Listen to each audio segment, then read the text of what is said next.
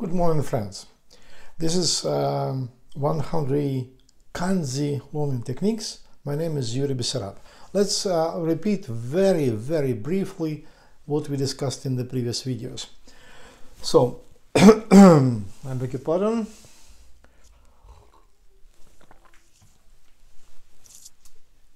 In the works of Valery Kurinsky, and I showed you this book. This is the must to have.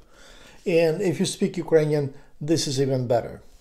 And he was a Ukrainian philosopher, scientist, just great thinker, who developed the only in the world autodidactics, or he called it later post-psychological autodidactics.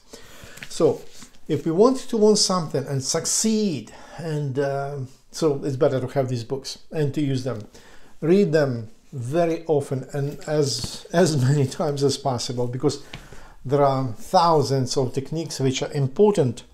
Like in a watch, there are a lot of little details, and the watch itself works well when all those little parts are working together well. So let's start with this. Human is not an animal. This is like a constant. Animals don't learn kanji like we are doing with you. This is very briefly. The other thing, there is no such a thing as memory. Memory in a flash stick. No such a memory is a function. It's also a part of thinking. The other point, we can learn something if we love it, or let's use a synonym of it, interest, if we are interested in that. In the books of Kurinsky, you will find, only in his books, you will find how to develop this feeling of interest, how to deal with it, because this is something which follows down all the time. We just get used to things and we lose interest, and this is called like habituation. Okay, and also the other the part of the formula is repetition. For us to be able to learn something, we need to have this interest or love to it, and also repetition. In a sense that we repeat just the formula, but we do it every time differently. I will show you practical examples how to do that. We divide, in autodidactics, Kurinsky suggested to break the learning process into 5 stages. The first one is when we deal with movements, which bring us movements of the speech apparatus.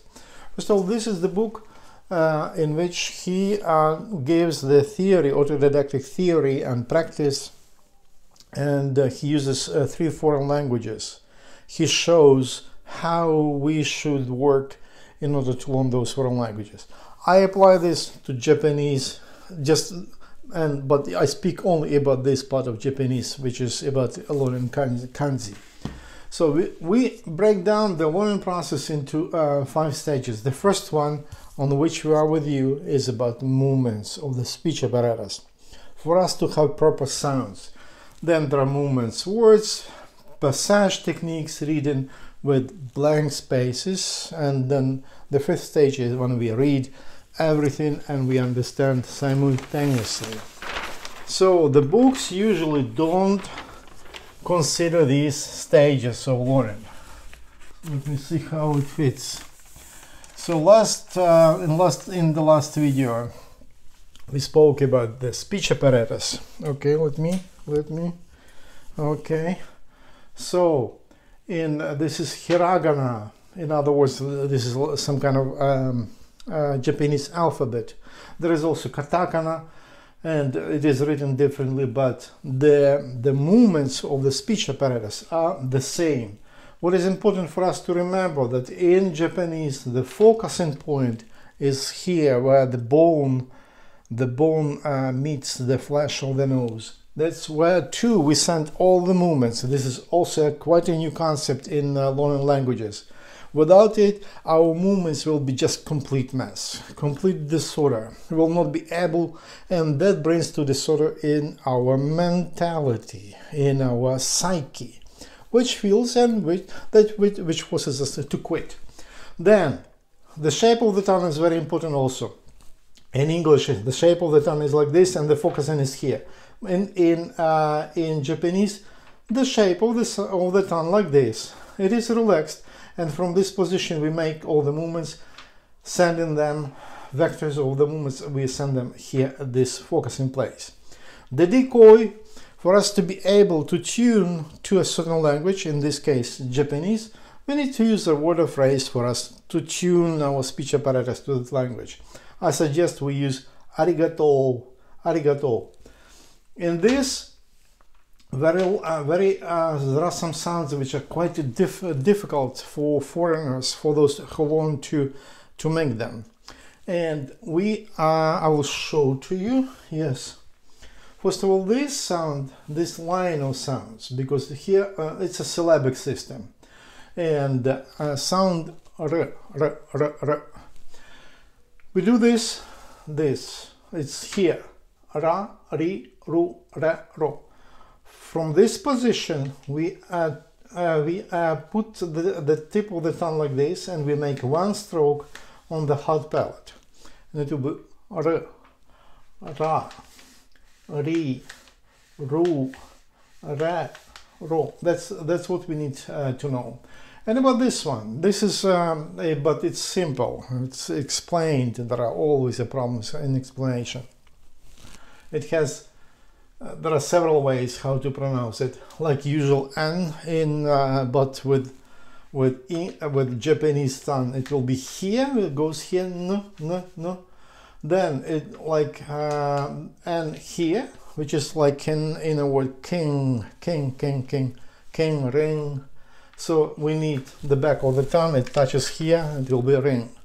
Then before m, it turns also into m. So this is what we need to know. Next thing, what we need now. Finally, we come very close to Kanji, and I will offer you very brief introduction to Kanji science. Okay, so we need to know that Japanese, okay, there is a saying, let me see if you see it well on the, yeah. There is a saying in Latin language which says errarum humanum est, which means that it's human to make mistakes. Let's change this this saying a little bit, adjust it to to the purposes that we have now of learning Kanji.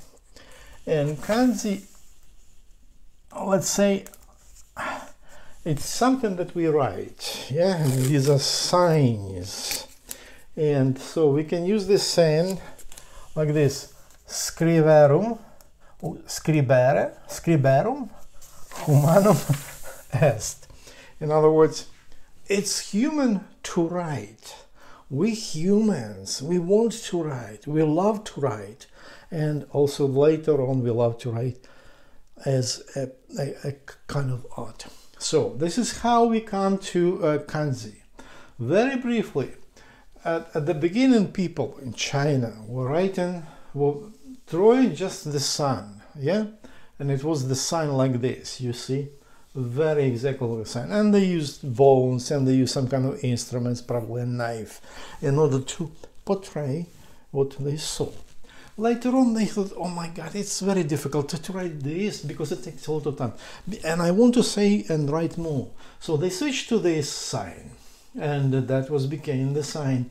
And later on, with centuries, when they started to finally, when they had invented paper or discovered how to make paper, the process, they decided, okay, let's write it like this. And they had their own pronouns, which I will not mention now. We are working on Japanese. So Japanese were not far from that, from China. It was probably the 12th century, 13th century, when they saw the writing of China, of Chinese people, they were amazed. Oh my God, it's so beautiful. Let's use it to our own purpose, because at that time people in Japan didn't have the writing system. So they took the sign. I will show you just the scheme how it worked. They took this sign and they had already a word for sun or for day, because later on they use this character or this sign as a day to mention the day. So they decided to use it in Japan, and also they had their own word with just one syllable, he. Oh wow, it's so easy. You read it in Japanese way, he, and it's so wonderful. We have this character already for the day. In general, I want to say that kanji, it's an image. This is an image of the sun. You see the process, how it happened, the evolution or etymology, as they say. But later on, there are kanji. Let me say this later. There are kanji also which are combined of several images. This is the way we will view kanji in this course. So later on, when they had this he, and they used this kanji for he, they decided, okay, we need to, those linguists, people who are very much concerned about and love and concerned about language, they decided, they asked the question, okay, how can we show, for example, time? And the time is something which happens during the day. So we take this kanji, and also they heard from time to time monks in a temple would ring the bell, boom, boom, and every hour, and they would start praying, etc. They thought, okay, why not to connect the sign or the image of the temple? Let's connect it with day or sun, and let's we have our own word for it, for that. That is toki. So, and let's put these two signs together, or two images together, and let's read it toki, and then we have already a kanji for time or for hour. That was simple. Everybody was happy. It's more or less simple, and this is like we put these two kanji together. They become like one kanji in this way. So we will learn with you these. We will be learning kanji, simple kanji like this. And this is our assignment task. But what happened after that? Because we need to know what will some other things which will be necessary for us. For example, we Japanese want to also name something. In this case, it's a country which has the sun. Well, we know the sun comes, or the sun has its origins in that country. So we need to use two signs, two images. One is for a day or for the sun, and the other one like origin. So if we take this, and if we take this reading he, there are also other four words which we read with he.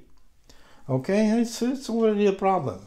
But if we take the other kanji for root or origin, we read it in Japanese moto.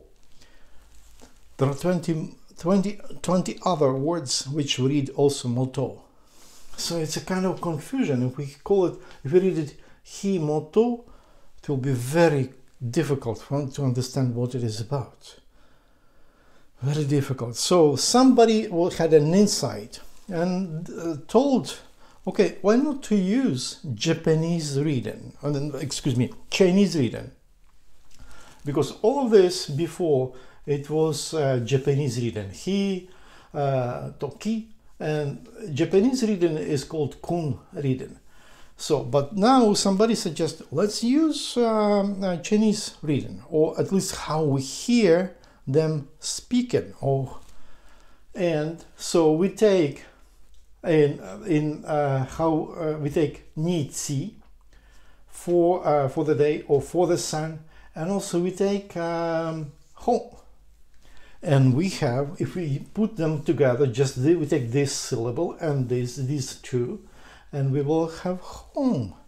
And so it will be ni hon. Ni hon is Japan, is the country where the sun begins or comes. So this is the third way how, and these are two different kanji. They are not glued together. They are two different kanji. We don't deal in this course for some time with these kind of kanji. Only with these simple one, simple images. One image, two images together, and we call them one image. So you can make a pause now, play it again, just for you to have more or less clear idea how this process happened. Also, we need to remember that in this kanji, where we have in fact two kanji, where we glue them together or write them as one of the kanji is more important than the other. It is called a radical. I will speak about that later a little bit. But also, okay, let's assume you made a pause. Next stage, if here it was just one syllable, he, here we have two, to, ki. So then I need to explain to you how the intonation or syllables, how they work in Japanese. Japanese is the language where they use pitch. But for us not to be very much confused, we need to have a basic rule which states the first syllable in any word or sentence, we read with a different intonation than the rest, which comes from it. Here, for example, if we take to-ki, there are several ways how we can write it. It can be to-ki, or it could be to-ki, applying this rule. And there could be also kanji with 3 syllables, sometimes even 4, but usually 2, 1, 2, a little bit. It happens that there could be 3. So if we have 3, it will be like low and then 2 up, like here, you see? Or it can start with high. The first syllable will be high pitch, and then low pitch. It could be also high, low, and high, but very, very seldom that happens. Maybe in the end of the sentence, when we have a syllable like ka and a question intonation, then the pitch will go up. So this is the very simple approach to kanji. Whenever it has 2 or more syllables, we start the first syllable with low or up pitch, and then we change the pitch down if it's up.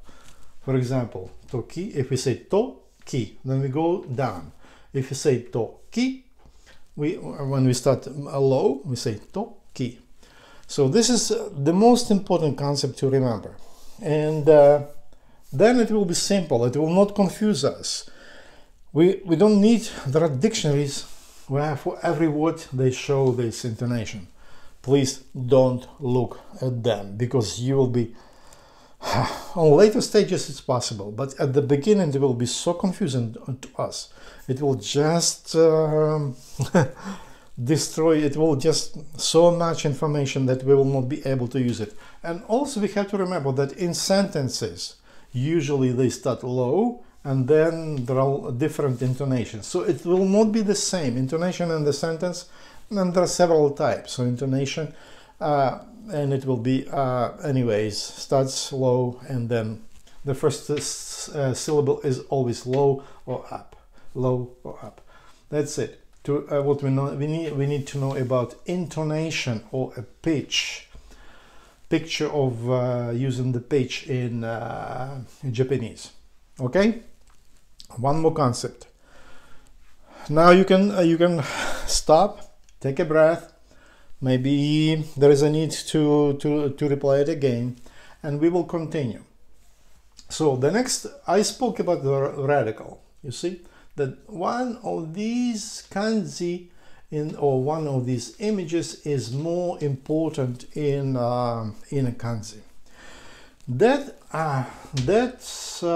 kanji or that image, they decided to call it, scientists, linguists, they decided to call it a radical. So, and among those 2,136 kanji that we need to learn, or kids need to learn when they graduate at the high school, they are based in dictionaries, or they put into dictionaries according to 214 radicals. That's the way it works in Japanese dictionaries. So words are placed, not only Japanese, Chinese also, they are placed according to not like alphabet, but like ABC, but according to those, let's say, syllables, or it's better to say radicals. When we analyze, and I will show to you, when we analyze those 2,000 and something kanji, which are necessary for us to start reading, etc. I'll show you this, and I will give you a link to this.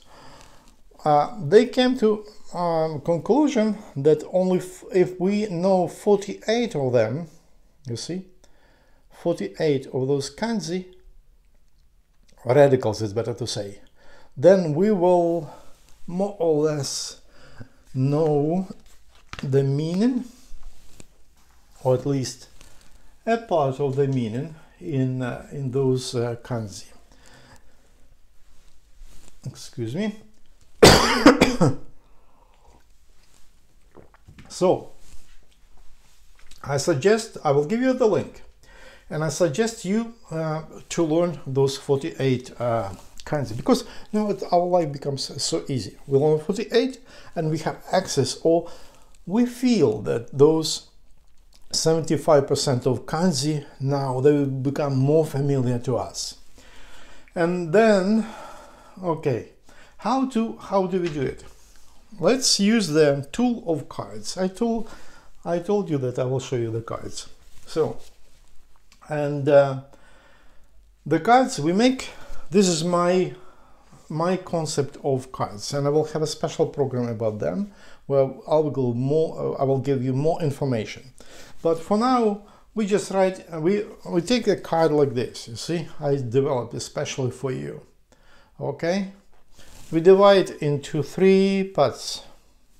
Don't be afraid to use colors. Colors make our life more interesting. So it looks like this. So in the middle, I write the kanji itself, okay? Then here, on the right, I write kun, or Japanese pronunciation, and we use it on the top. We start with Japanese, okay? Look here. This is kun, or Japanese pronunciation of this kanji. In this column, we can give a picture, and which shows the origin of this kanji. Later on, we will do something else here. I will tell you later when I speak about cards as a different instrument, very powerful instrument. Then here in other color, we write Chinese reading or on reading of this kanji. And you know why? Because later on, when we learn all the kanji, all how we read them like Japanese, kun reading, when we know that, we know that also that in dictionaries and words are built in this third way. So we need to prepare us for that. That's why I suggest after you play with these cards, and when you know that this is the way to read it in Japanese, so, or kun reading for this kanji. Later on, please learn also these Chinese, let's say Chinese readings of this kanji. It's very relatively when I say Japanese Chinese reading, because of the speech apparatus, we hear things differently. And that's exactly what what Japanese did. They heard it differently than it is really in Chinese. But anyways, it is called Chinese written or unwritten. So, and on the other side of this card, we just write day or translation, day, sun. Those are most popular translations. This is what we do for all these 48 radicals, okay? But not all of them have their own reading, or in other words, they could be used in a kanji, only in a kanji, like combined kanji, not on their own. You will see that if you check all, let me open once again. Let me make it big. For example, in the first line you will find these 6, okay? And in a dictionary, which I will show to you, you will find kun-reading and on-reading. The dictionary, which is very good for us, is called Shirab jisho. And it looks like this here. You see, it looks like this. I will give you the link, or I will give you the name of it. Shirab jisho. It's for iPad and iPhone. And for those of you who don't have iPad or iPhone, it's there's just jisho.org. That's where you can find also the same thing, and you can you can type English word and find a character and the readings. Very good website for kanji. Maybe I will have it here. If I have, I will show it to you right away. No, but I will give the link to it. It's not a problem. So, how to learn when we have these cards? We just shuffle them and go through, but paying attention to correct pronunciation as to correct movements of the speech apparatus, okay? That's on what we need to focus our attention, to very correct movements of the speech apparatus. That's our main focus. So you play with these cards, 48 cards, as many times as you want.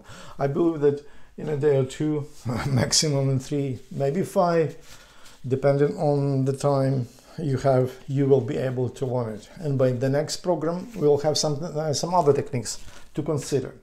But those of you who go really fast with these 48, look at those 214 radicals. We have them on the internet. Just type radical kanji, and you will find lots of sources where you can find what is important for us to have kun reading or Japanese reading for them, and also on reading. But also we focus on trying to understand the image, or from what they came, these radicals. Radicals usually came from some image, and so it will be easy for us to understand what is more important in the kanji. Okay, here we have some more things to say.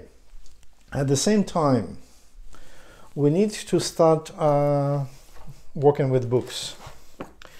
Which books to buy? All.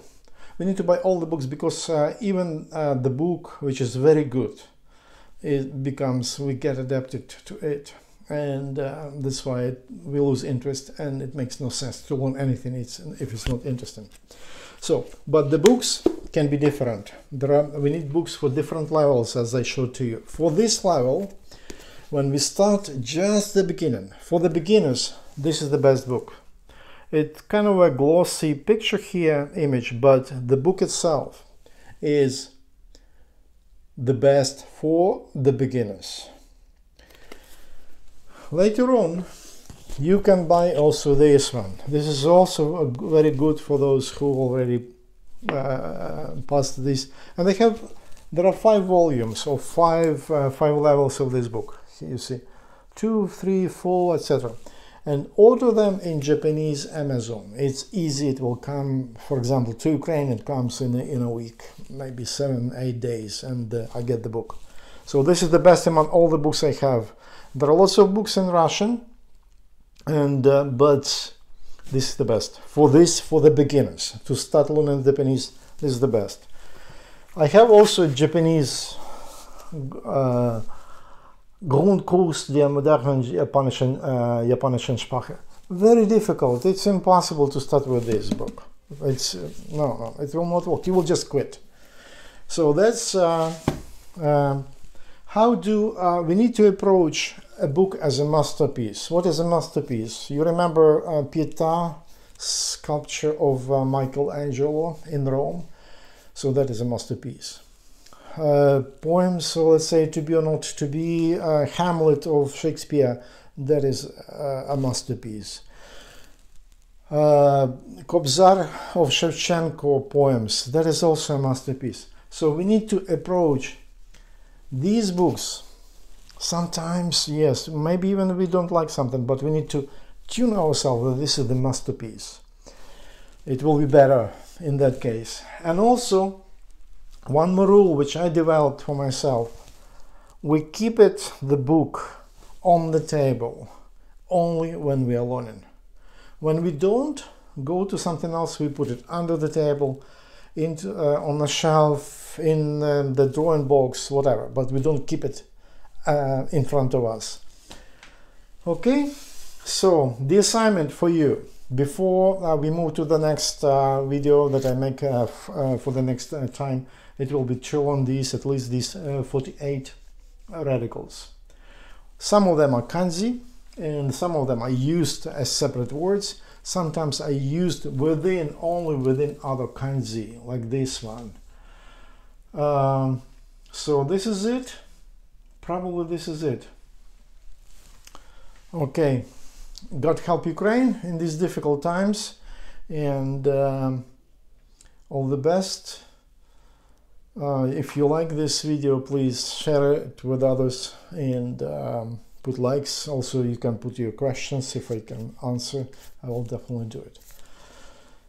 Bye bye.